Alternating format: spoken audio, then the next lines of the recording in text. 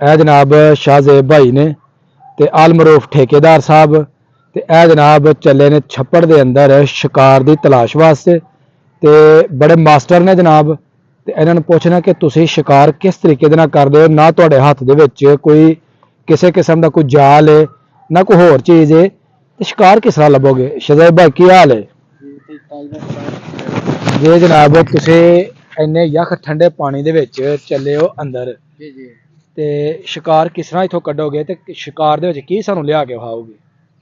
doctor ਸਾਹਿਬ ਸਭ ਤੋਂ ਪਹਿਲੇ ਤਾਂ ਤੁਹਾਨੂੰ ਅਸੀਂ ਜੇ ਮਗਰਾਬੀ ਹੱਥ ਲੱਗੀ ਮਗਰਾਬੀ ਵਹਾ ਦੇਾਂਗੇ ਜੇ ਬੱਲਾ ਲੱਭਾ ਤੇ ਬੱਲਾ ਵਹਾ ਦੇਾਂਗੇ ਬੱਲਾ ਕੀ ਹੁੰਦਾ ਹੈ ਬੱਲਾ ਕਾਲੇ ਰੰਗ ਦਾ ਹੀ ਹੁੰਦਾ ਹੈ ਜਿਹਨੂੰ ਕੁੰਜਾ ਕਿਹਾ ਜਾਂਦਾ ਨਹੀਂ ਨਹੀਂ ਇਹ ਵੀ ਜਲ ਕੁਕੜੀ ਟਾਈਪ ਹੀ ਹੈ ਠੀਕ ਹੈ ਤੇ ਤੁਹਾਨੂੰ ਇਹ ਜਿਹੜੀ ਇੰਨੀ ਗਾਰ ਹੈ ਛੱਪੜ ਦੇ ਵਿੱਚ ਤੁਹਾਨੂੰ ਡਰ ਨਹੀਂ ਲੱਗੇਗਾ